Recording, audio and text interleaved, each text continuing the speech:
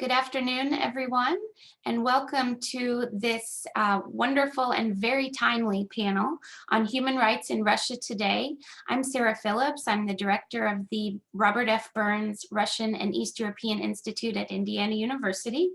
And this panel is coming to you through the Russian Studies Workshop, which is a research and training hub for Russian studies initiated at Indiana University in 2016, thanks to generous support from the Carnegie Corporation of New York. This is the first panel in a new panel series through the Russian Studies Workshop called Critical Conversations in Russian Studies. I do want to let you know that our panel today is being live tweeted at the Russian Studies Workshop Twitter feed. It's at RSW_IU.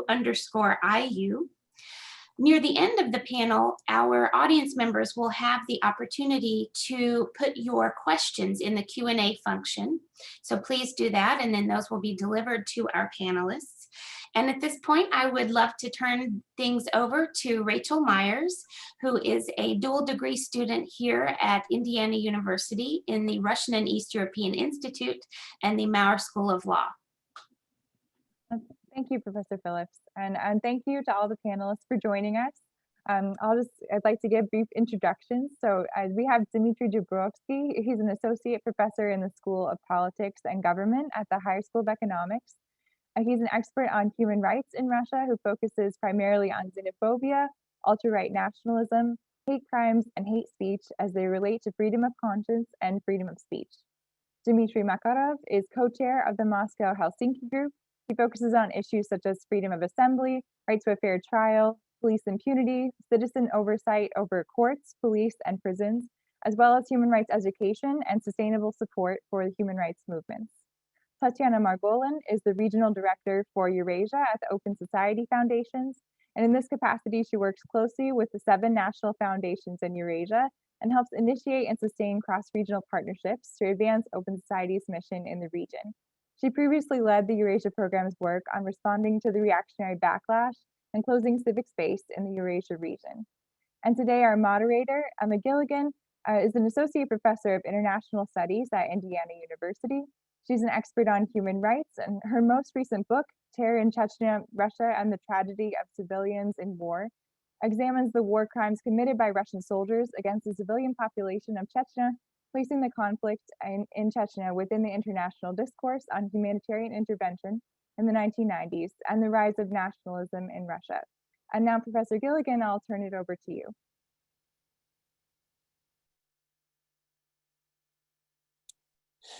Wonderful. Thank you so much, Rachel. Good morning to all our panelists. It's terrific to have you here. And good morning to all our guests who have joined us today for this session. It's really been terrific to see the response. And again, our thanks to Indiana University and the Carnegie Grant. So the format today is that we are going to spend as much time as possible listening to our panelists. And we're going to go through about 4 or 5 questions for about 40 minutes. And then we're going to open the discussion up for Q&A. As is mentioned, if you put your questions in, then I'll do my very, very best to synchronize the essence of what you've asked and to bring that back to our panelists. So today, what I would like to begin with, and I think that we'll open, if we don't mind, with Dmitry Dubrovsky. And I want to springboard the conversation by beginning to try and understand what has been the role of Western NGOs, Western assistance in the Russian Federation since the 1990s. And what do you think we can do better today in order to work with the Russian human rights movement? Thank you very much. I think I would love to see this conversation 20 years ago, actually, because this, you know, that's at that time, in the time of 90s, because of the everywhere we're under these feelings of the, well, everything changed. Finally, the authoritarian regime collapsed. And we now, well, believe in the brightest future we ever had.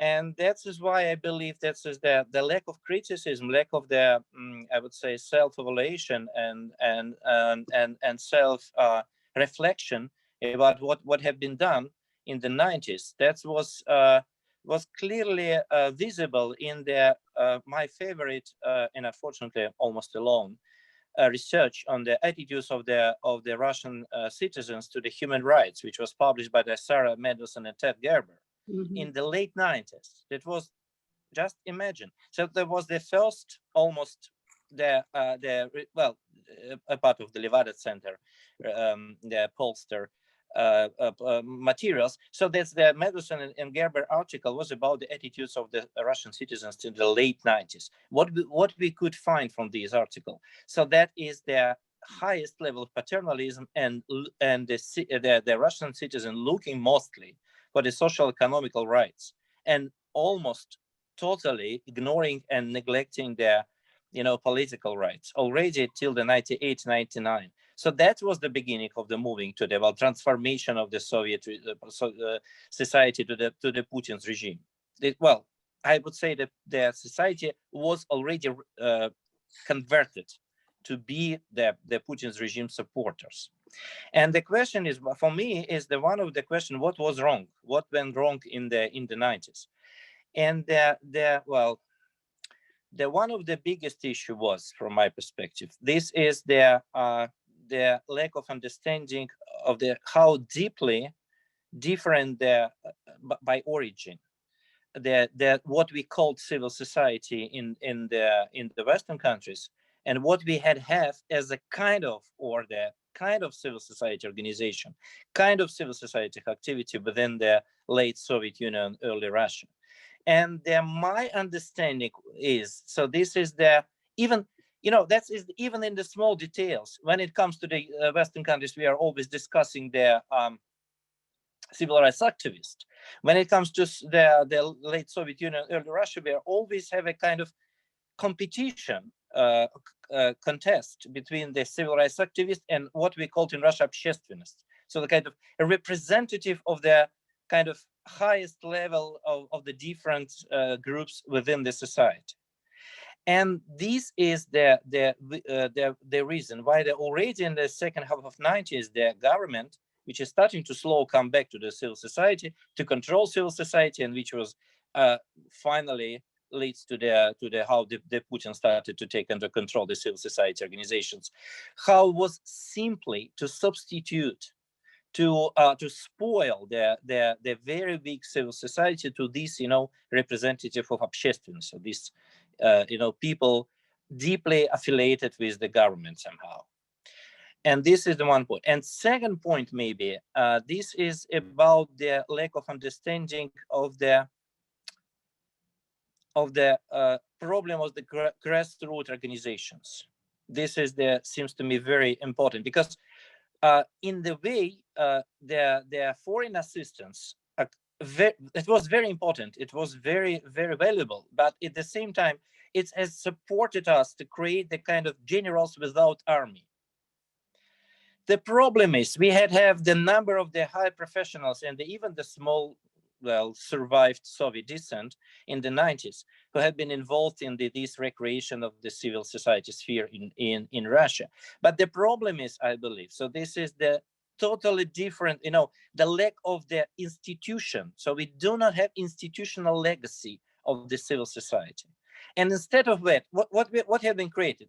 We have created the number of the successful human rights organization, which have been highly professionalized, focused on the particular sphere of the life, and almost never have the visible and robust connections with the society itself.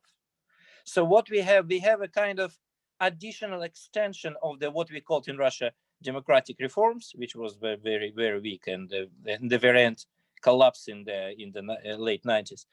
And the problem I believe that's one of the stories. So we have created the civil society as the small group of the very well-educated, very compassionate people, but it was very restricted within. So it was encapsulated already in 90s. And that's why it was so easy in the very end it was so easy to close us in this encapsulated ghetto in the very end, and one by one, they destroy these small and weak civil society, because it wasn't civil society, it was civil society organizations without the civil society per se. That is my analysis. Thank you. Thank you, Dmitry. And we will return back to the question about today's challenges, right, of working with Russian human rights movement in a second. But on that question, and perhaps the question about the lack of sufficient connection and links between Russian society and the movement, I wonder, first of all, Tatiana, and then I'll follow with Dmitry, whether you would like to comment on what Dmitry has said, which I think is obviously a really valid and important point. Yes, thank you. And again, it's a privilege to speak on this panel. Dmitry, what you're saying is really resonating with me. And this is what we found, not just in Russia, but really across the former Soviet space in Eurasia, that what was missing in their approach in the 90s, when the infrastructure was being created and set up, is the West failed to bring with it grassroots organizing and community organizing tactics that have been key to all the movements in the West. And so immediately went to, I think I'm just repeating what you're saying, essentially, that they skipped that important layer of sustainability of civil society. But I think to maybe fill the picture of what you're saying, I think we started seeing more of that in the 2000s. Possibly, I think you are right that it was too late, but I think we started seeing it much more with, for example, HIV/AIDS activism. And I think by default, it needed to go to the people, right? That movement could not have been started without the grassroots, because it's in the core and the definition of the movement. And I think for that reason, we see that movement still being around, obviously embattled, et cetera, but still more sustainable rather than the mainstream human rights movement. And I think, the LGBT issues are obviously, it's a very contested space in Eurasia. But I think, again, because the links between the LGBT movement and global movement have been deeper, there's also been more of an understanding of community organizing and really, speaking to your neighbors before going to become a professional civil society organization. So I think exactly, I agree with you completely that that was a missing element, but I also think that perhaps it's not too late to introduce that element in the future, because again, I don't think we're here to speak a eulogy to the human rights movements in Eurasia. I think we're here to really analyze this difficult moment and come up with some proactive solutions and identify these problems. So I think you identify the problem very well, but I still think that there's room to fix it again, maybe late, but better late than never. Dmitry, would you like to comment on that as well? Sure. Well, I actually think that we are in quite a promising moment at the moment, at this very stage. And quite frankly, I believe that in a way we are coming back to the roots of the human rights movement. And I can relate to that because I come from I represent Moscow Helsinki Group, which is the eldest functioning human rights organization in Russia, established in 1976. And back then there was a dissident movement built. It's quite funny to say because it was basically 12 courageous people that founded Moscow Helsinki Group, and then Helsinki groups throughout other states, including, by the way, the US.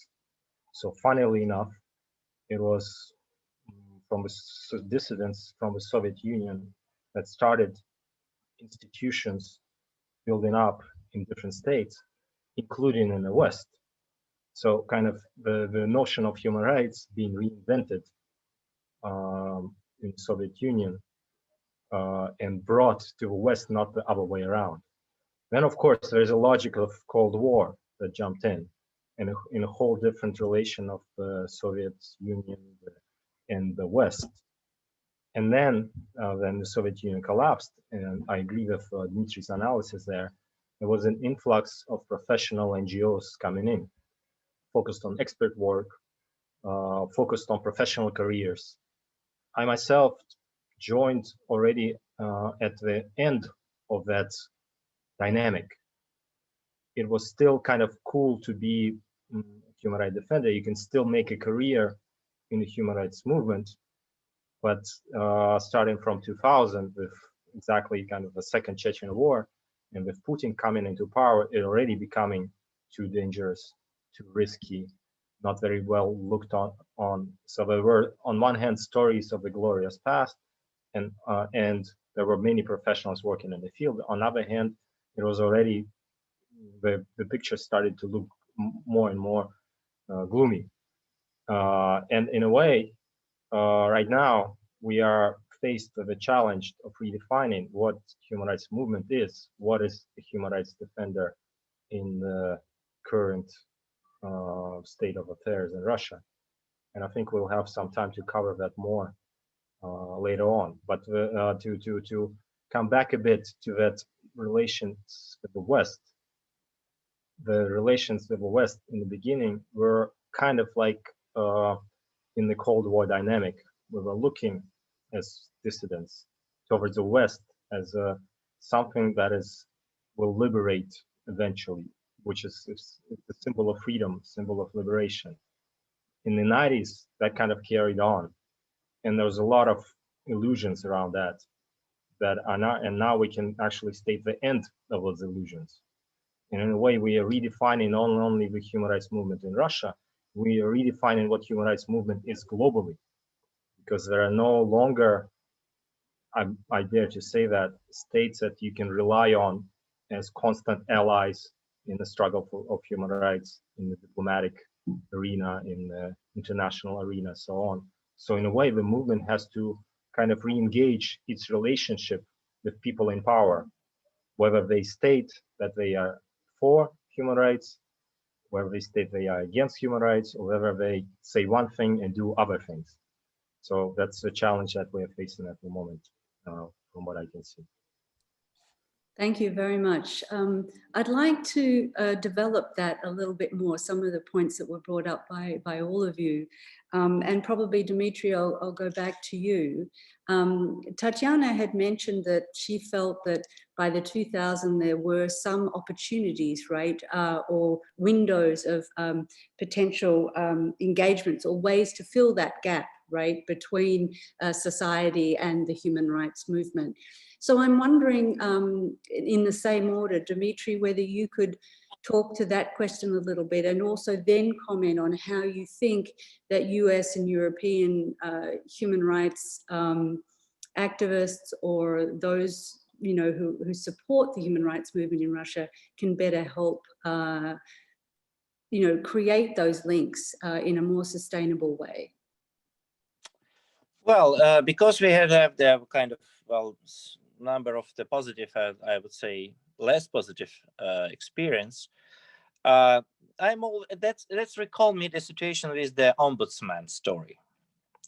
Let me remind you that 20 years ago, everybody were encouraged to have the ombudsman, and that was the story when the ombudsman institution had been installed first in Moscow in 90s, and then lately it started to disseminate it now till the late 90s. They have already almost 30 or 35, I don't remember the exact number, the representatives who are, well, responsible for human rights. But at that time, it was, the first ombudsman was Sergei Adamovich Kovalyov. And now, what we have right now, this institution totally spoiled.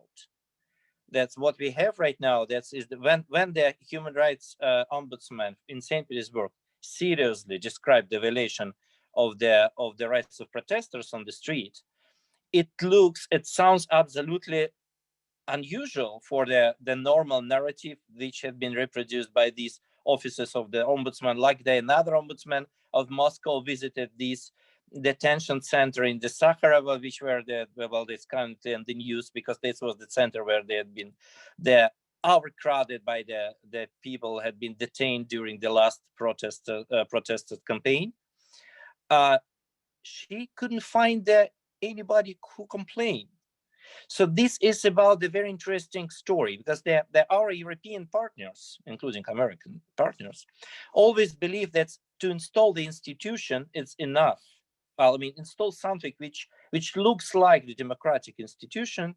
It's enough to hope for the normal development of this institution for the future. But the biggest issue is the authoritarian regime of the Putin already in 2000 started to think how they should emulate and mimicking these democratic institutions after the story when the Putin's regime failed to take under control civil society, they probably would love to.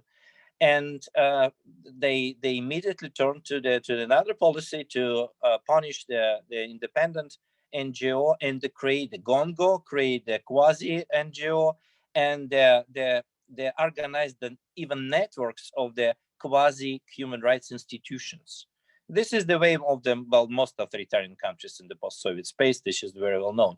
But what is interesting, and that was the point when the authoritarian regime started to, because the Dmitry referred to the notion of human rights. Here is the authoritarian regime started to elaborate the alternative version of human rights. Here was the undermine not only the credibility of the human rights organization, portraying them as a kind of, the foreign agent.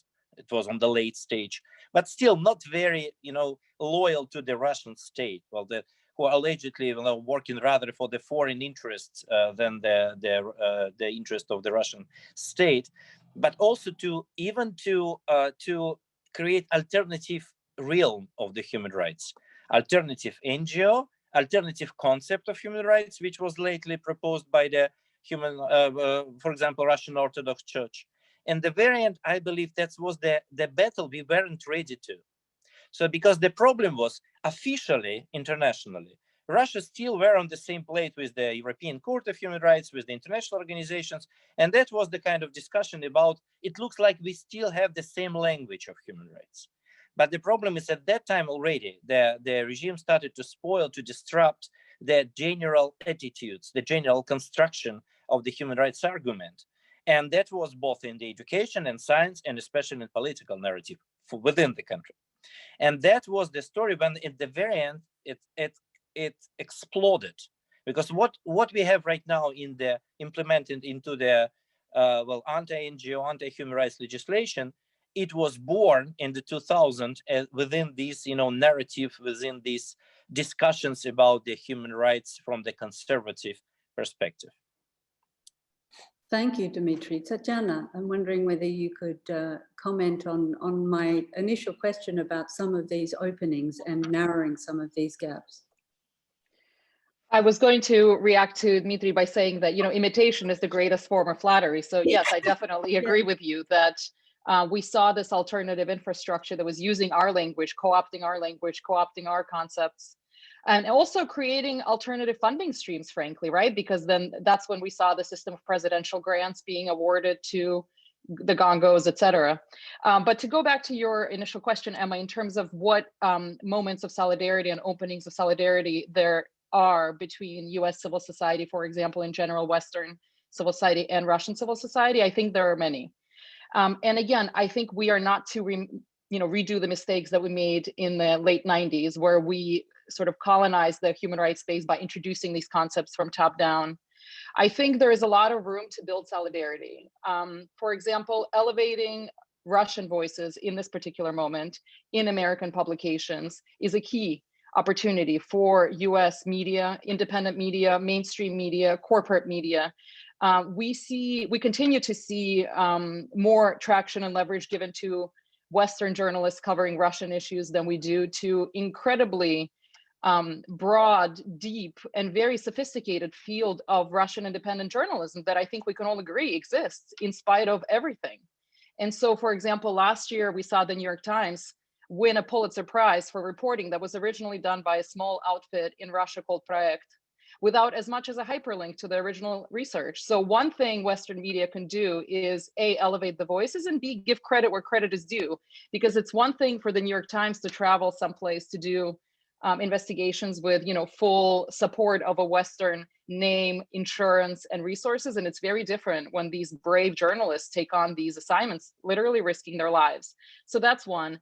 I think there is a ton of solidarity that can and has been built between civil society groups. For example, the ACLU in the US has been already working with ACLUs of the world. So there is a partner that they've worked with in Russia as well, essentially exchanging tactics, both from fundraising to how to push back against authoritarianism. But I think one thing that we also cannot let go of, and I think it was touched on by Dmitry earlier, is that some of the negative trends in Eurasia actually originate in the United States. So for example, over the last 2 decades, we've seen a concerted effort by the US far right to expand its rhetoric and its tactics into Eurasia of the traditional values, for example, which then became started being fluently used by the Russian government in the Skryepy narrative. And that's, we've seen that in the US for decades. We see images in anti-abortion protests in Russia that are literally printed PDF materials sent from US far right to Russian counterparts. So we see that there is a lot of learning that could be done between Americans that have been fighting the far right for decades and Russians who are, facing some of these tactics for the first time most recently. And then finally, I think one thing we cannot ignore is this superiority that Americans have exhibited over the last 4 years, when they have experienced utterly unprepared all the authoritarian tactics from the Trump administration. And there were so many lessons that could have been learned of resistance and resilience from Russian civil society and Eurasian civil society.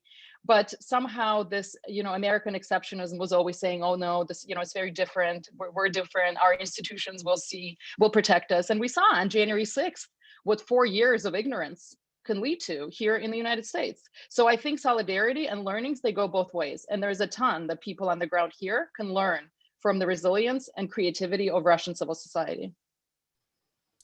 Yeah, I would like to, to back that up quite strongly, because that is the story of many conversations that I had with grassroots activists throughout Europe or throughout the US. Because I may represent a human rights institution at this moment, but my background is actually in grassroots activism and in community organizing. So when I talk about our police oversight tactics to activists who work with migrant rights in Vienna, they say that's something that we need because police is just as brutal there as on the streets of Moscow. And then I talk to environmental activists in the US, they say, yes, some of the crackdown that we are facing is very similar to what you've been telling us about. So there is a lot of room for exchange of tactics. And there is very little room for this kind of superior approach that we in the West are the experts who know how things should be done. And we've seen a lot of that in the past. And I've had my fair share of very heated exchange with some of the US experts, hopefully none of them are represented here, about their recipes for how human rights work should be done in Russia. So in a sense, there was a dangerous illusion at the moment, in the 90s, especially, that human rights have won. They have not. They have not won in Russia. They have not won elsewhere, and it's because it's a constant struggle. And in a way, the dissident movement in Russia also has been a victim of its own success, because we may have Sergei Adamovich Kovalyev as our ombudsman, and we may have human rights defenders in the parliament, but we had almost no critical voices left outside of that to challenge the government. So that has been the very challenging kind of roots in many Eurasian countries, many post-Soviet countries. Then the elite change, and you have a civil society basically joining the power, who is there to perform the watchdog function, who's there to continue to criticize.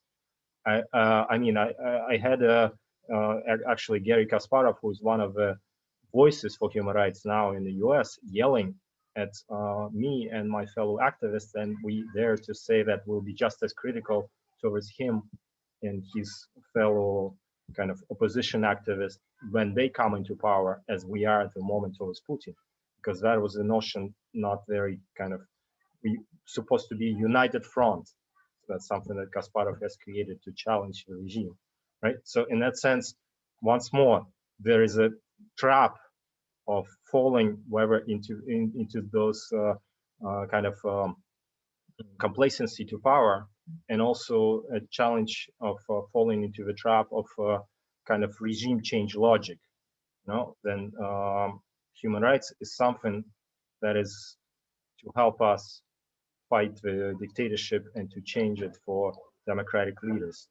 I believe it may be a tool, but it's not its main purpose. Its main purpose is to defend the basic rights and basic freedoms.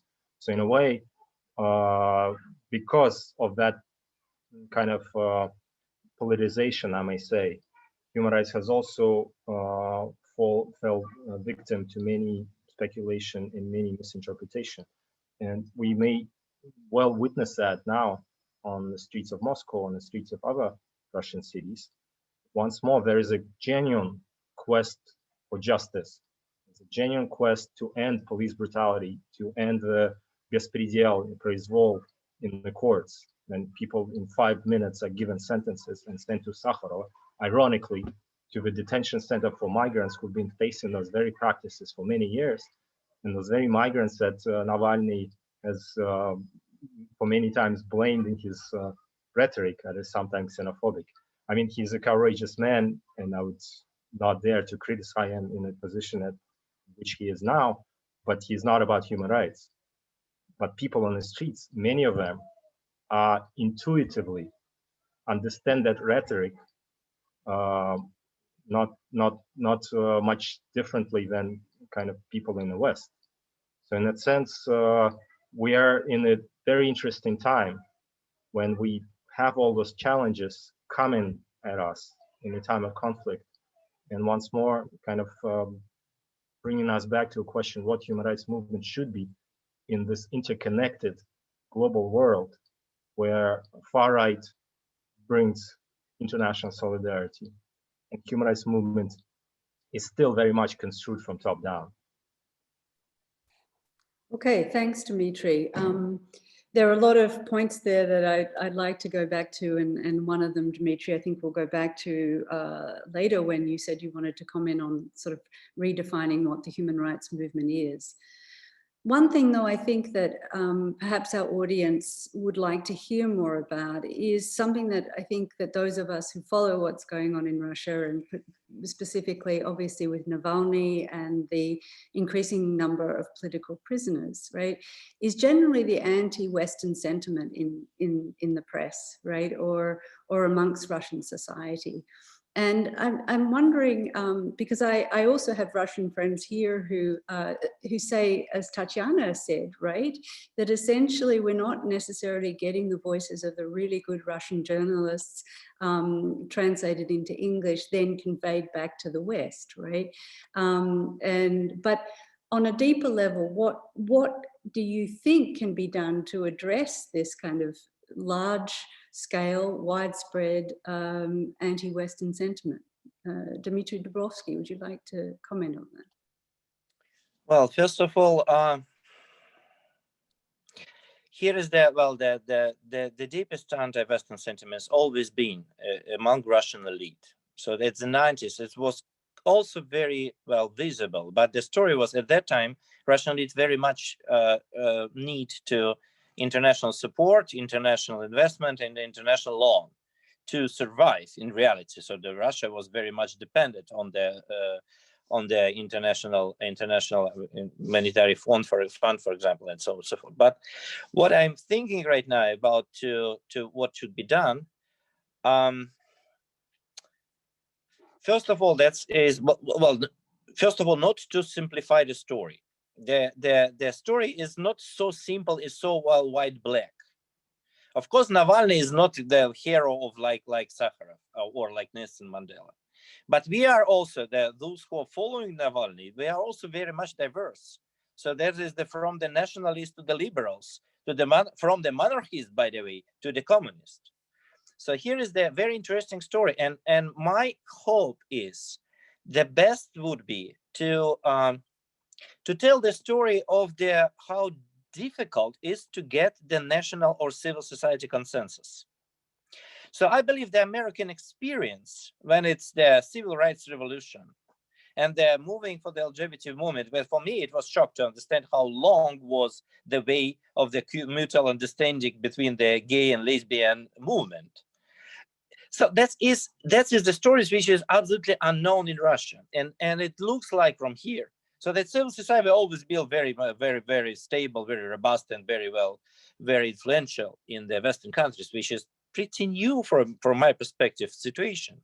Well, 20, 30 years, no more.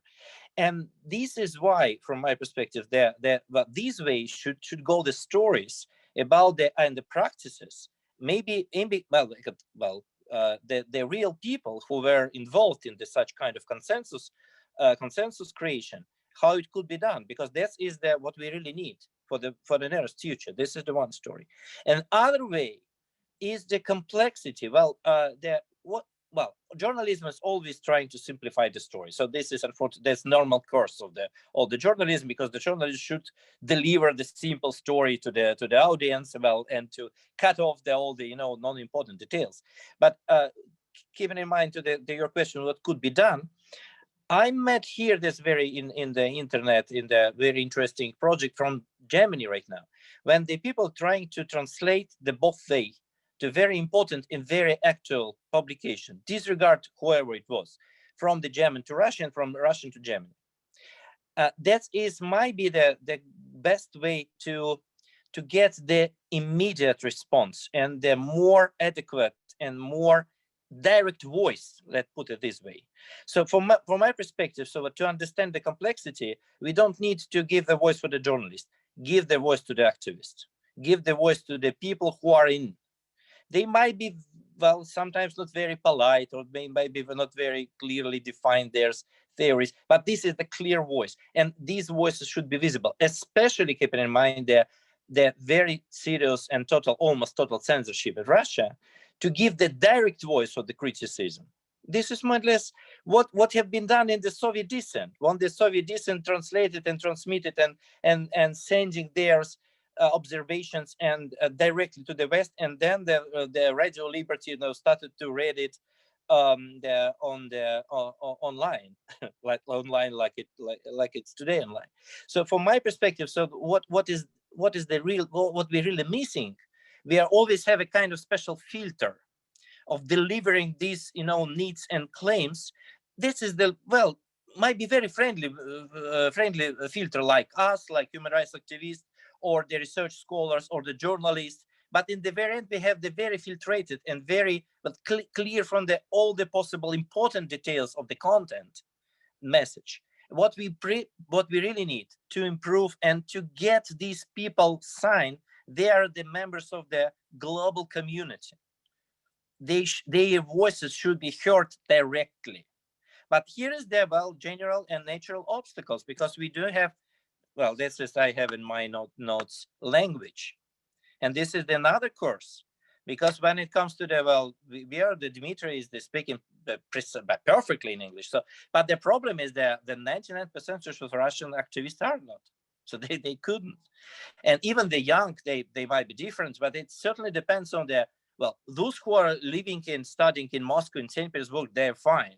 But when it comes to the Siberia, when it comes to the small cities of Russia, which is the huge, and the number of people who might be the members, might be join this community, might be also the right these voices, they couldn't, because this is there's natural obstacles in the language perspective. And this is another, I do not have recipe actually, but I think that's the important thing, to make these voices of the grassroots people visible and hearable. Thank you, Dmitry. Tatiana, would you like to comment on that as well, please? Sure. I think I will make, your original question about what we can do about anti-Western sentiment among Russia and Russian elites. I think, again, I will echo what Dmitry is saying. A lot of this is really about framing and about rhetoric.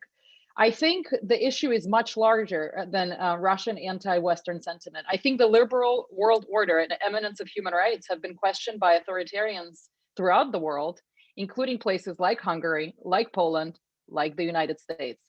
The exact same issues for which protesters are being vilified in Russia are the issues that were on the front pages of American newspapers over the summer around the racial justice protests that were taking place here, where the authoritarian right in the United States affiliated and sort of went through great depth and length to portray as liberal, infused, installed values rather than human rights and universal values.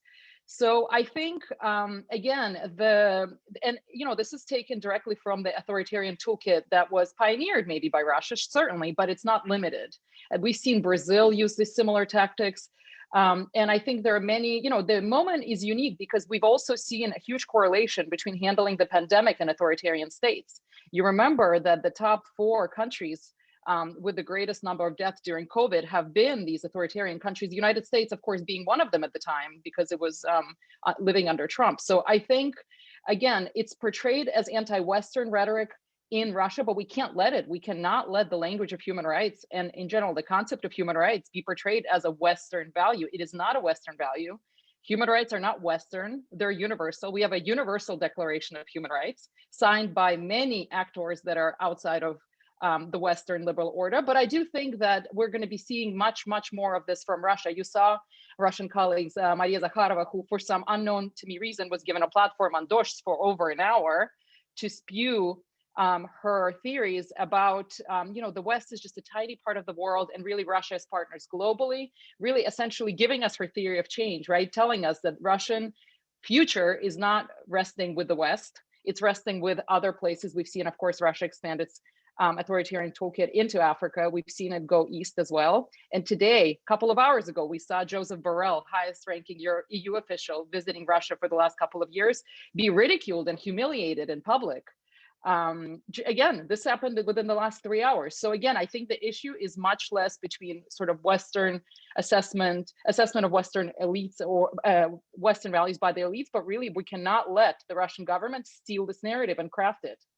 And I'm sure that Dmitry Makarov, his organization is working hard on emphasizing that these values are universal, they're not Western, and they're rooted here as much as they're rooted elsewhere. And I agree that, yeah, there's a lot of mythology around this anti-Western sentiment, but then you look at the amount of attention that is given to the West and to the rest of the world. I mean, in Russian general public, or even in discussions in the policy circles, I mean, it's uncomparable. Nobody discusses the political processes in China or even in Kazakhstan. It's the US that is at the center of the attention, or the West, which is also a very strange notion, which combines countries that are very different from each other. Is Hungary now anti-West? Is Poland anti-West? Is the Trumpist supporters in the US anti-West? What is anti-West? We kind of don't really know. So because we are still kind of in the intellectual legacy of the Cold War, surprisingly enough, kind of post-war world. We still don't have a name for the post-Soviet space, a proper name to name the cultural space, which is somewhat similar and in many aspects very different. So we are still in this Cold War sentiment, in the colonial kind of mindset, and there is Russia and there is the post-Soviet states and so on. So there's a lot of kind of intellectual discussions to be had there. But what I wanted to say is not only about that. I wanted to say that there are also a lot of the things missing in a direct dialogue and direct connection between the Russian civil society and the civil society in other countries, including the US or including Western Europe.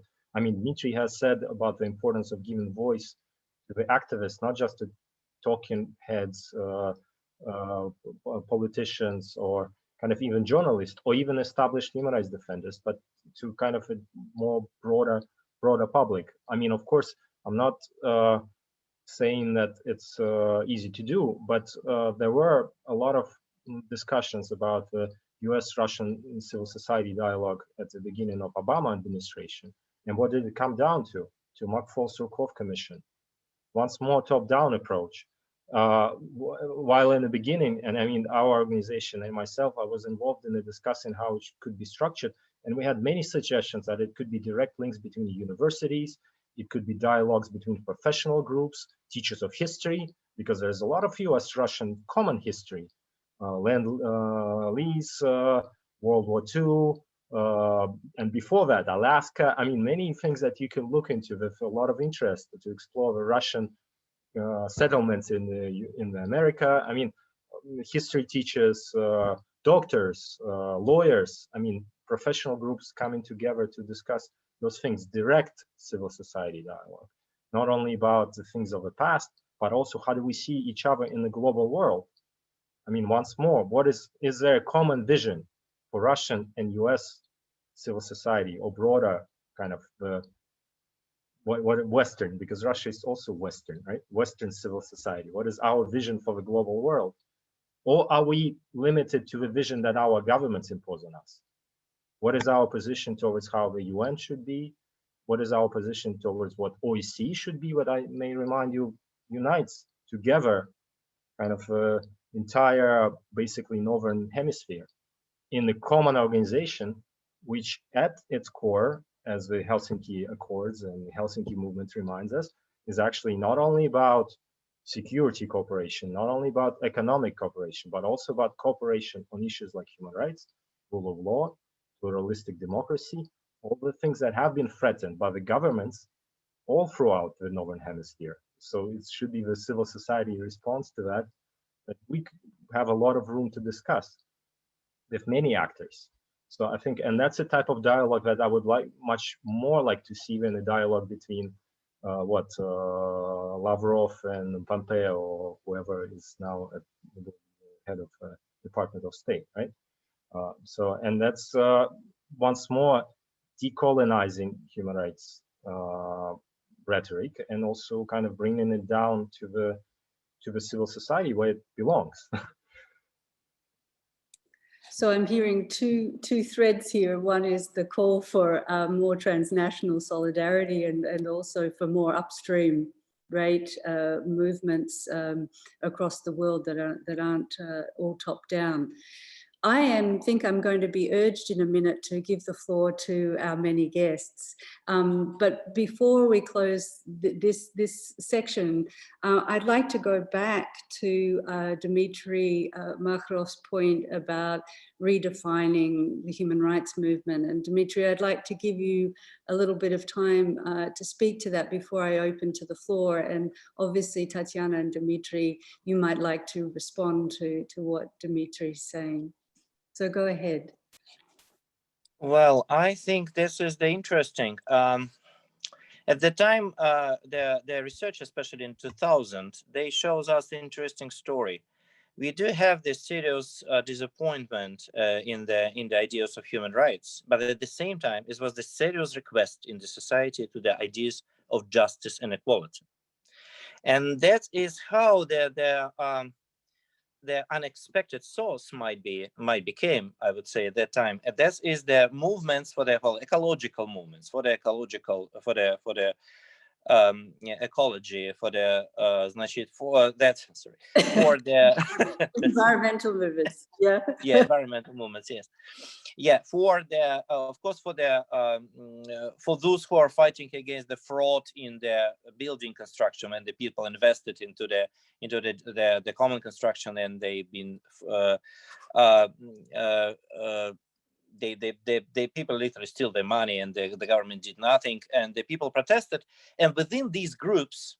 And finally, of course, citizens, the angry citizens who were there always been, and they started be the core of the protest at 2011 to 12.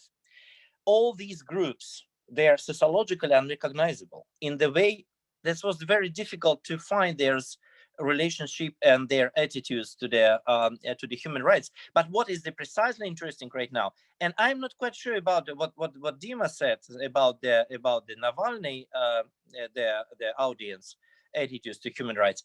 I'm sure when we would address to them, and this is my hope to make a research about them, about their attitude to human rights, then general criticism would be the general attitudes, but at the same time request to the justice, the fighting against corruption, the full disillusionment about about what the political power, what is the Putin, what is the country is right now going. And I would say this is the basically what we should be careful how we could translate, or how we could very carefully take these demands and translate them into the language, or pack them, or find a way to explain the relationship between these demands and human rights. But currently we still didn't do that. We still didn't get it. What we still exist in the way of the political struggle with the state for the human rights at the time when there comes, well, and that slowly the human rights community who are assisting and who are providing the help and who are starting to explain that what is the real relationship between these claims of to the justice and the equality and the human rights. We're still on this way, but this is the new, absolutely new field of our work. So this is already to try to very carefully to grow, to assist these feelings and to assist this notion of human rights being growing from this soil. Thank you, Dmitry. Tatiana, and then I'll finish Dmitry Makarov with you. Tatiana, would you like to comment on that? I think I want to say something slightly different that I wish that we had more time to discuss, of course, is the importance of the cross-border solidarity in the Eurasia region, in the post-Soviet space, right? We've seen very clearly the Belarusian protests speak directly to the Russian protests.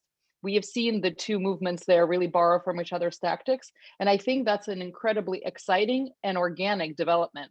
As much as, of course, it's being portrayed by the propaganda as something that was imposed by the West, this was an incredibly organic effort, right? We've seen localization of this protest, right? The protests going into neighborhoods rather than these big marches that everyone seems to, kind of has gotten used to associating with protests. So I think, again, and this really, in a way that adds and enhances Dmitry's point that it's true, the rhetoric does have to be rewritten. It's not that the war has been lost. It's really, we are now in the battle for, we're really in a spin battle in a lot of ways, right? And this is all connected with the disinformation war and the disinformation campaigns that are obviously coming again in the authoritarian toolkit. It's prepackaged, coming from the Eurasia to the rest of the world. And what we've seen is that the best way to fight these things is not by fighting disinformation, right? It's to propose an alternative, appealing framework for the general public that wants justice, that wants to be able to walk outside to pick up a cup of coffee and not get arrested because there is a mass roundup of people happening in their neighborhood. I think that's quite universal and a fairly easy sell to the general public. But I want to, of course, cede the floor to Dmitry to speak more about this. Yeah, I agree. And I think it relates to a question that we got in Q&A about what the current moment in Russian protest means for human rights and for civil society in a broader sense. I remember back in 2012, there was a similar kind of popular protests against another Putin's elections, right? And there was, I remember speaking on Occupy Abai, which is actually a copy protest from Occupy Wall Street, speaking to the international solidarity. And I talked to people about the issues that we've been working on. Police brutality, justice in the court system, and we were discussing what can we do as a society. And it was a vibrant discussion. And actually, a lot of our police oversight tactics, the model of observers, which is a independent third party at rallies, was born out of those discussions, out of that previous popular uprising, in a way, right? But a lot of that momentum was lost. A lot of that momentum was repressed, although that was also a moment of solidarity, a moment of kind of a lot of people looking for many other ways of civic engagement than just protesting in the street. Now, that moment was lost in repression and in depression. And a lot of our fellow activists fled for criminal persecution to other countries. A lot of them became apathetic and fled internally to their jobs, to their families, and so on. Now, it seems there's a new wave. And the new wave that is facing similar challenges. But this wave is much more different. I mean, it's much wider. It's much more enrooted. Many of my apolitical friends are coming to me now saying, what can we do? People in the streets of Voronezh, where I live most of the time, actually, talk about it. They ask, what can we do? Not only to help those detained, but also can we do to change the system? So they may not all of them sympathize Navalny, but for them, he also is becoming a voice of a mobilization point and a voice of truth and a voice of courage. but a lot of them are also about, okay, we cannot put up any more with the injustices, the corruption. We have to do something. We have to become agents. And Navalny, in an amazing move, kind of building a political movement, which was centered around his figure, kind of left it decapitated in a way, and said, not only myself am an agent of change, you all are agents of change. So it is a kind of a challenging spot for everyone. And I had a funny discussions of some of the grassroots groups in Voronezh that wanted to help those people who were detained. It was about 250 people in the city of 1 million. Before that, we never had detentions more than 10 or dozen people, right? So it's kind of enormous number of people. It's a political party in its own sense. You can build them among those who were detained. So anyhow, so there's a grassroots initiatives to help those people. And they were asking, why are there no human rights organizations in Voronezh? Can they help? I mean, well, and they are in ruins because of the legislation, because of internal struggles, because of all the kind of many problems, right? But there's still an expectation that there are some groups that may help to come to your rescue, whether it's over the info, apology of protest, apologia protesta, some lawyers, human rights defenders. There is still kind of an illusion that they will come to help. And in many cases they do. In many cases, they're not able to. They're not able to encompass that massive amount of repression. So whether people are ready or not, they are claiming the agency. They have to organize, similar to what Belarusians, which are in much worse conditions, have been in much worse conditions for many years, found that space for agency, that space for community organizing, that space for self-organization. They had to learn it fast. And the Russian civil society is learning it fast too. So in a way, it is a turning point. And I see a lot more optimism now than I've seen back in 2012. I don't know where it will lead us because the state is still powerful. The repressive mechanisms are still there, but the fear, once more, coming back to Navalny's message, the fear is gone. And that allows me to be persistent in my optimism, as I was back in 2012, and I remain now. Terrific. Thank you very much, Dmitry. I want to open it up to the floor now because I've already gone over time. And I think, so anybody who would like to ask a question, please put it into the Q&A. I see that marginally, Dmitry, you already answered one of the first questions. You got to the chat button before me, and so I don't think that we need to comment on that one again. So, are there any questions? Would any Rachel or Sarah, would you like to offer a question to begin with, and then we can wait for people to launch questions in the Q&A section?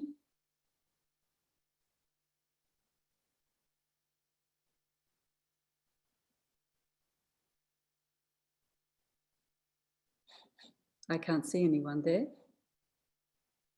Ah, Sarah, there you go. Sorry, I was muted. Well, first, I just want to say, wow, what a fantastic conversation. Thank you all. It's been really very informative, and I know that our audience has enjoyed. I actually see a question coming through now, Emma, if you'd like to take that one from Maria Wisniewski. Yeah, let me begin with this. Maria Wisniewski writes that she finds it interesting that there is a lot of discussion regarding grassroots movements and activism, which seems to align with an increasing focus on local politics. I know that in the US, there's been a lot of emphasis on getting involved in local and state politics to make sustainable and impactful change. Does this seem like a space for change that can move upstream, or is it too likely to be co-opted by higher level politics? Dmitry Dubrovsky, would you like to begin? Yeah, thank you very much. That's precisely very very general, a very global process right now. So that's the people starting to accommodate their neighborhoods in all the sense of this word, in political, in cultural, in social. The people starting more living not within their personal apartments, but they started to consider their their private space more broad, space around the buildings and sometimes around the districts itself. So what we are having right now in general, so this is the kind of movement for the citizens' rights, the right for the city. And the problem, I think, for Russia is that one of the issues of this, Russia is partly so what we are calling in the political science the participatory authoritarianism.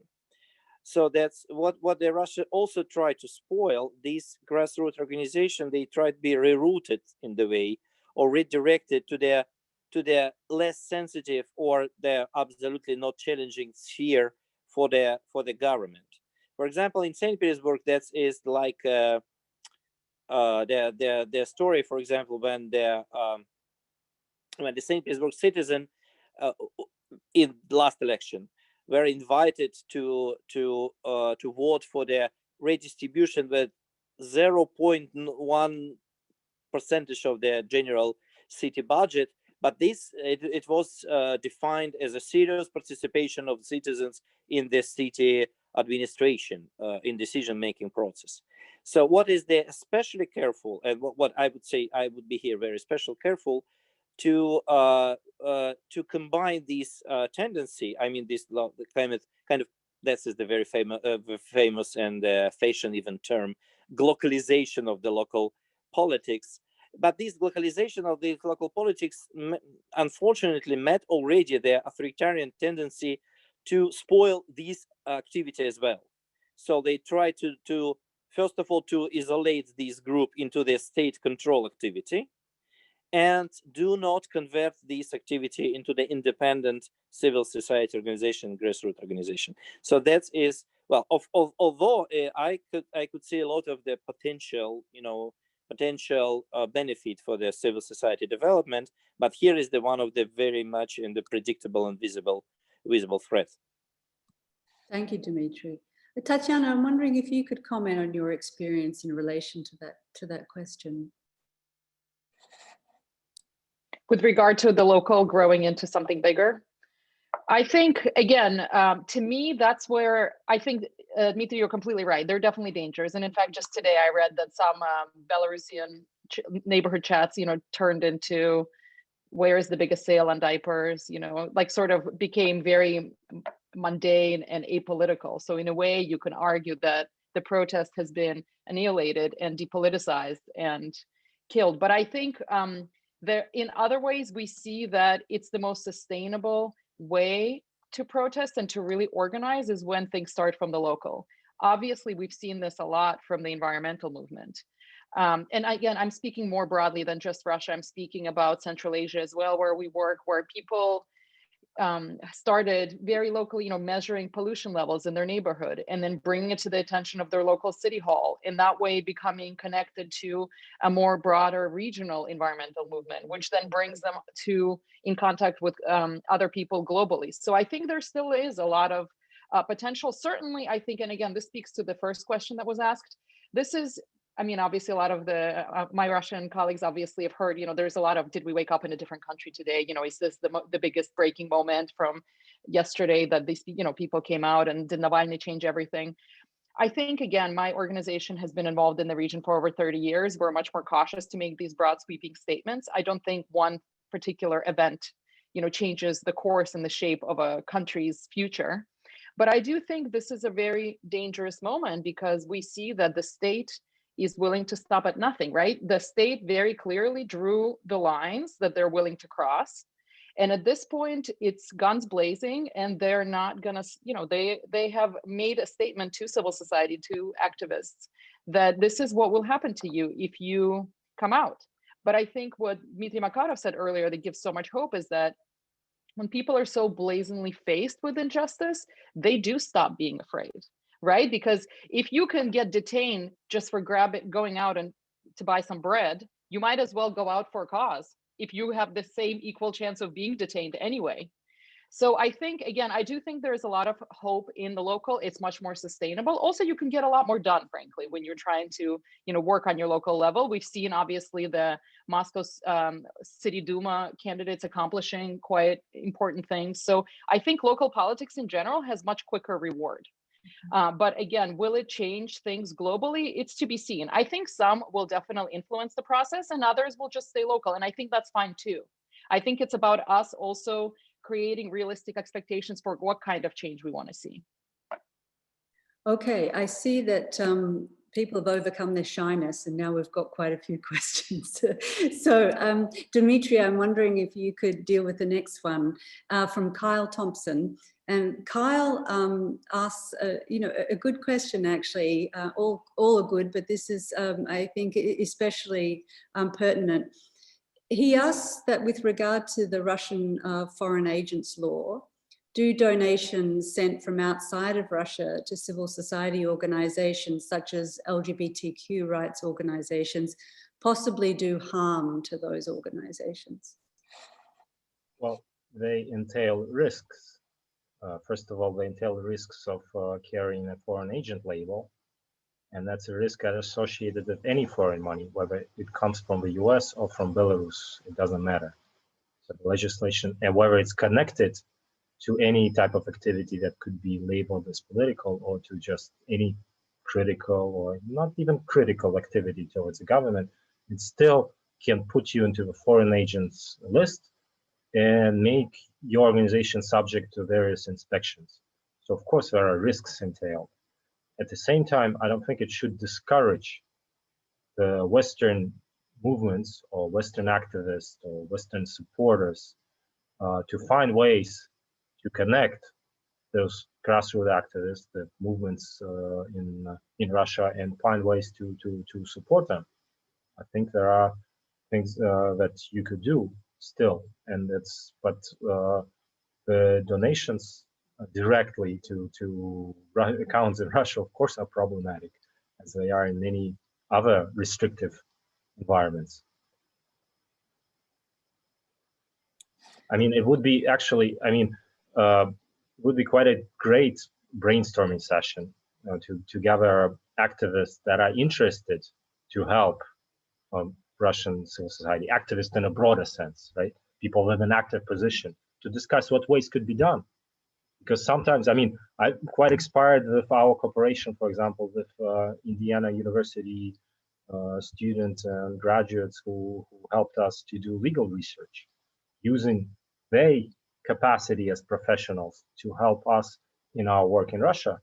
That's a small cooperation, but it's still a model for cooperation. You can find many other ways of how you can help, not just going down to making donations.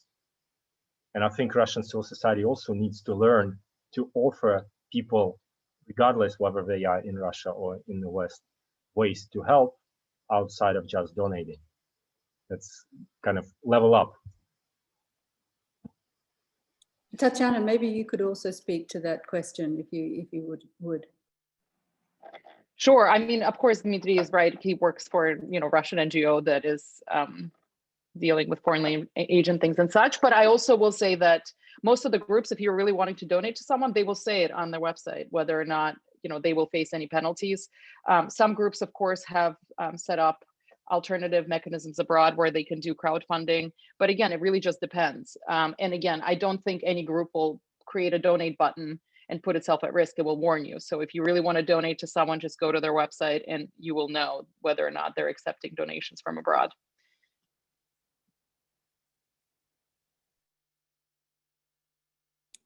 I have a couple of questions here. One that I'm going to try and reframe. I'm not sure of exactly what the participant is wanting to ask, except that she asks, do you recognize or realize that there are internal reasons for such a bad situation with human rights in our country?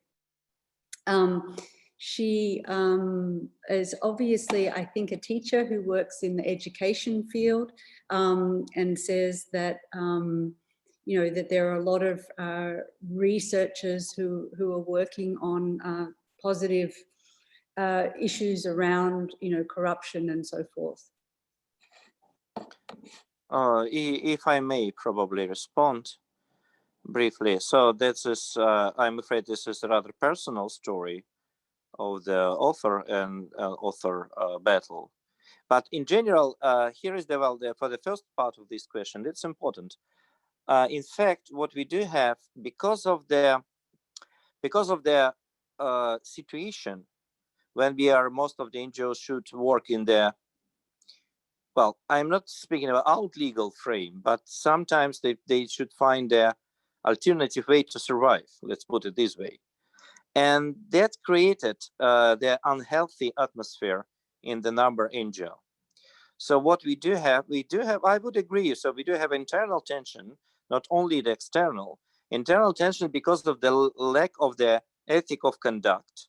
Internal issues because the lack of the, let's say, the transparency. Well, we cannot be transparent because this is, well, if we will publish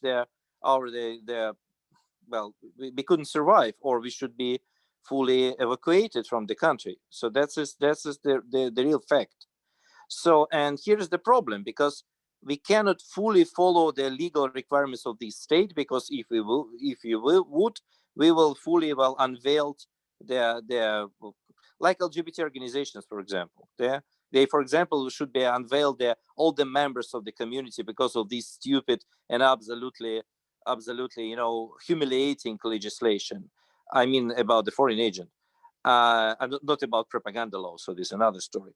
But they should publish for example, they should inform about all the members of this community, which is the precisely private information, and this very sensitive, keeping in mind the level of homophobia in Russia.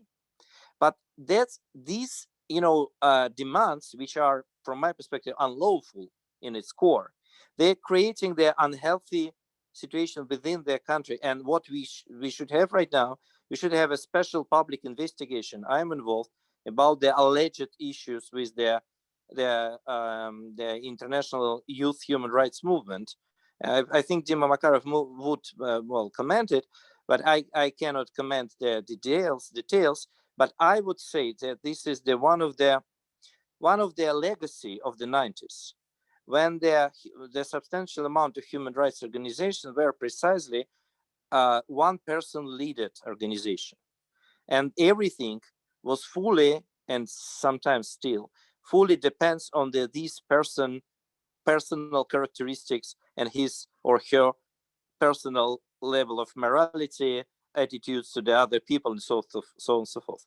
So, and this, because of in these unhealthy circumstances, we do not have the normal, for example, basically in the most of the NGO, we do not have the normal system of the replacement of the leaders, of the changing of the directors, of the advisory boards, and so on so forth, which is quite normal for the foreign NGO. So this is I would say my recommendations right now for the foreign NGO, despite of the difficulties. What we should, I would say, what it was the foreign donors should demand, to have the foreign NGO, for all the Russian NGO, certain level of transparency in their work, and the decision-making process and management, and the interior rules, but also certain ethic conduct. Because I would say this is one of the serious challenge right now for the human rights NGO. I am not speaking about this particular story, but I'm afraid to review the human rights movement, we should seriously reconsider all the principles of the NGO construction and operation. Dmitry Makarov, would you like to comment on that? Yeah, sure. I'd back that up. I mean, when you live in authoritarian regime for many ways, and you're in the logic of constant struggle, in a logic of kind of being in a occupied palace where you fight off kind of the enemies outside. I mean, you copy some of those authoritarian practices. And also the fact that you name person, a man or woman, a human rights defender, does not make that person perfect. When you have a democracy leader, that does not make him democratic in his conduct. And we have many examples of that, given, for example, Myanmar, right, at the moment, Nobel Peace Prize laureate, right? So, I mean, we have to, at some point, shift away from this, triangle of victim, oppressor, and the good savior, right? Because it's not a healthy thing to have. So I have a lot of optimism towards the kind of the new movements that arise, towards some of the internal processes that take place in the human rights movement as well. A lot of reconsideration of some of the practices that have to stay in the past, and also kind of incorporating voices that have not been heard before, voices of feminists, voices of environmental activists, voices of those who start to reflect about some of the kind of new colonial practices in relations not only between the West and Russia, but also between Moscow and regions, and so on. So there's a lot of, it's an interesting time. And it's kind of, we're going to see a lot of those internal discussions in the future. I think that codes of conduct or some sort of regulations help, but I don't think that they're universal. But will help is an honest and open discussion about those problems. Of course, it is problematic to have an authoritarian state, because you cannot have it in the open, you cannot have it in the public, because you victimize, you risk your members, as an example with LGBT organization goes, you risk repression from the state, you risk the general attack on people who have nothing to do with bad practices, but will be associated with it because the state wants it to be associated. So there's a lot of challenges for an open public discussion about those issues. But I do think that at least open internal discussion should take place around those issues. And it's great that it's being brought up here as well. Great. Thank you, Dmitry. I just, in the minutes that we have left, I just wondered if Sarah or Rachel had anything, questions that they wanted to ask. If so, please go ahead. Otherwise, we have one more question in the Q&A section. Thank you, Emma. I did want to offer just one question. I was really struck by several of the panelists' discussion about how people in the United States and maybe other countries outside Russia are not really getting firsthand voices, right? Not really getting perspectives that are coming from on the ground, but are oftentimes coming through a filter. And so I just wondered, what would you recommend for people who are really interested in what's going on in Russia right now, really interested in human rights issues? Maybe they can read Russian, maybe they can't, but what would be some sources that you think would be direct from the voices on the ground that would be powerful voices for us to listen to that we're not getting right now? Thanks, Sarah. I'm happy to take a stab, and then of course hand it over to colleagues on the ground. What there is not any of is shortage of information right now. And I think that's incredible. And I think that's what makes today's moment and today's protest quite different, right? Because everything is recorded in real time and you could watch these arrests unfold on TikTok, on Instagram, etc. So social media, of course, provides a lot of information, and all the Russian outfits are on social media. You know, Russia has the highest rate of internet penetration in Europe, so it's very easy to find out what's going on there. But some of the places I would recommend, if you don't speak Russian and you don't read Russian, of course, Meduza is a very easy one to access. They have an English language mirror site to their Russian language site. Many Russian language outfits publish both in English and Russian. For example, Proact, whom I mentioned, They publish, they translate most of their investigations. The Insider also publishes, I believe, in English. That's the outfit that broke the Navalny poisoning investigation along with Bellingcat. So just to name a few, and there are many other independent outfits across the region in various countries. Znak, I think, is one outlet in Ekaterinburg that I think is worthy of following. And again, I think the local media is really where the story is. I find local, again, hyper-local media so fascinating right now because they're so skilled at making these connections between what's going on in their town, their city, and making the connections global. But of course, I would love to hear from the Russian colleagues what they would suggest. Well, I fully agree, actually, and I believe that would be a fantastic project if would somebody just collect and with the volunteer help maybe translate not everything but something important from the local, from the social network, from the local community newspaper and the publications. We still have the internet independent somewhere in some places publication in the Russia, and that is the clear and direct delivery of the information, and that's, and without sometimes, well, with the certain, well, the context may be important to know, but without all these what we very much like to have, analysis, political comments. So let's put the audience judge themselves what is going on and how the people are, think what they are thinking about. But what is the interesting also might be to understand that ironically that is the maybe even students in scientific conference, that is the sometimes, well, I'm currently trying to find where the Russian politics survived.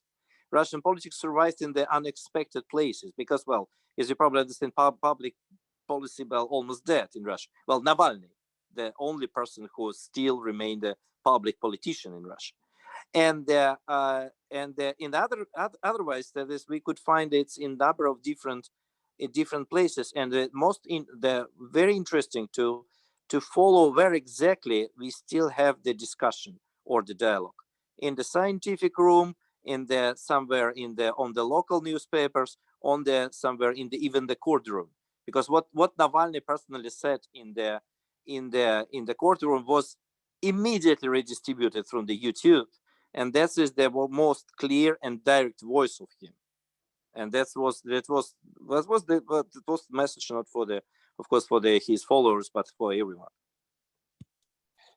Dmitry? I have nothing to add to the media sources, but I would actually, I'm much bigger fan of direct engagement and dialogue. It would be great to have actually student groups talking about what issues concern people, for instance, or faculty groups or activist groups, whatever. I mean, I would be very much interested, what kind of issues do people who call themselves human rights activists or civil rights activists in the US care about at the moment, right?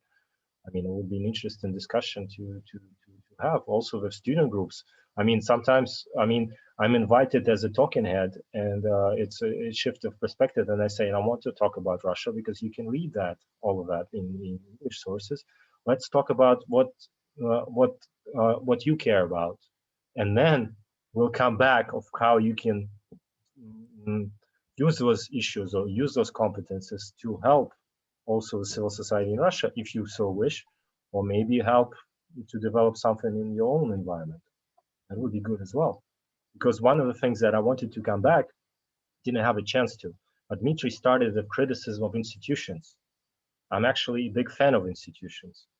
And the question that has been brought up, what could be done in the current situation, I think a lot of international reaction is limited to the kind of similar steps that have been taken before. Pass another resolution, talk about sanctions, reprimand once more the government for repression. But what kind of institutions are there in place to react?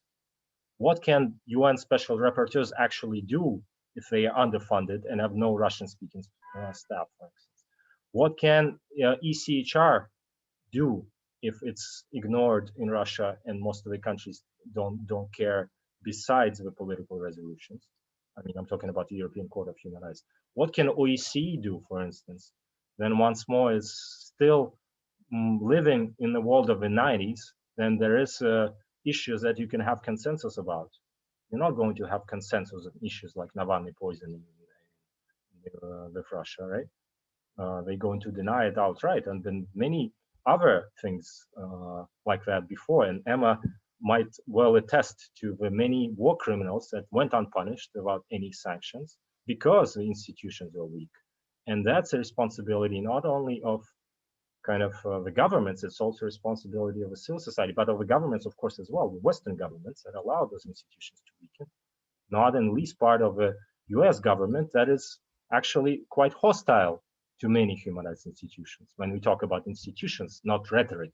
Yeah. Rhetoric is all there, but the institutional capacity of those human rights actors to act is very little. And I believe that even silent institutions may once become institutions for change if civil society pushes them. And it actually goes for ombudsmen too. Nobody cared about them, or for public observation commissions, another quite amazing institution in the Russian context that has been devalued completely, but not only because the state pressured, you can expect it from the state, but because the civil society allowed it to, and was too weak to actually bring new blood into it. So, I mean, there are many things to discuss there, but I wanted to add, if there was one thing that I wanted to carry out of this, importance of direct dialogue and importance of investing in institutions that are able to react to human rights crises beyond just rhetoric. Mm-hmm. Thanks, Dimitri. And I think Dimitri's catching up with the chat too before me. The last question, and I think you succinctly answered it, and maybe Dimitri and Tatiana would like to say in a very short space of time. Elizabeth Smith has said, thank you so much for speaking with us today. I was wondering, what is the one point we should take away from this conversation, in your opinion? And I think that will bring us to a close today. Tatiana, would you like to begin? Sure. I think one takeaway I want you to have from this conversation is that there is not, Russians are not other. Issues that they're facing today are not somehow radically different than what it is that we're grappling with here. That things are much more global. That I think one of the tools of authoritarians, one of the goals is to really make us all feel like we're separate. We're all sitting, focus on what's going on in your backyard, really focus on your issues. Don't bother with what's going on somewhere else. It's not connected with you. And I think that's not the case, right? We are seeing authoritarianism become global, and we need to see solidarity become global. So people in Russia who are going to the streets, they're not heroes, they're not different than us. They're just everyday folk who want to live in a normal society where, again, they're not punished for regular things, where their voice is heard, where the vote is not stolen, where they're not arbitrarily arrested. And I think these dialogues that Dmitri's talking about, they're really key, because somehow we ended up back in this Cold War moment right now, 30 years later, where two societies feel like they're so different and they don't understand each other. And also, please listen to what folks are saying on the ground. Read local media there. It's very accessible in English now. Many people speak English. It's all just at your fingertips. So it's great that global media is covering these issues, but again, you can always just sort of with one step find what people on the ground are discussing, and I guarantee you'll find it so similar to the same questions that you are discussing with your classmates, with your colleagues. Thanks, Tatiana. I feel as though we're just in part one of a part two forum. We didn't get to questions about, the exportation of authoritarian tactics abroad and so forth. And obviously many of the latter points that Dimitri brought up in terms of points of convergence that we could meet and discuss. Dimitri Dubrovsky, if you'd like to succinctly render your last point, we would appreciate hearing from you. Well, my last point is more or less similar to what Tatiana has said already. So that's, we are not so different like it looks like. Of course, we are living in different contexts, but in the terms of in the way we have the certain amount of the issues which are absolutely common. And in addition, we have unfortunate problem with the authoritarian regime, and it's rather, broadened our, that's overloaded our agenda in the way. but still we have a lot of common to discuss, and I believe we have common enemy to fight, which is the authoritarianism, which is precisely what's global, and it's against this global global tendency. We should elaborate our global solidarity here, as I'm absolutely agree. Well, that was just such a terrific discussion, and on behalf of Indiana University and the Russian East European Institute, RSW, I really sincerely thank you, and thank you for your sincerity and for your contribution to the discussion, and thanks to all our participants. I hope and I'm sure that they enjoyed it as much as we did. Sarah, did you have some concluding remarks? Just very briefly, again, thank you to all our panelists. Let us continue this direct dialogue. This was amazing. If we can have a part 2 of this conversation, I think that would be wonderful. I did want to let the audience know that Rachel Myers, who introduced our panelists today, did a wonderful recorded interview with Tatiana Margolin. Thank you for that, Tatiana. And that will soon be available on the Russian Studies website, Russian Studies Workshop website at rsw.indiana.edu. So thank you again for a wonderful, very stimulating afternoon, and we look forward to continuing the conversation. Thanks, everyone. Take care. Be well. Thank you. Thanks, Tatiana. Thank you. Good. Bye-bye. Thanks a lot. Bye-bye. Bye.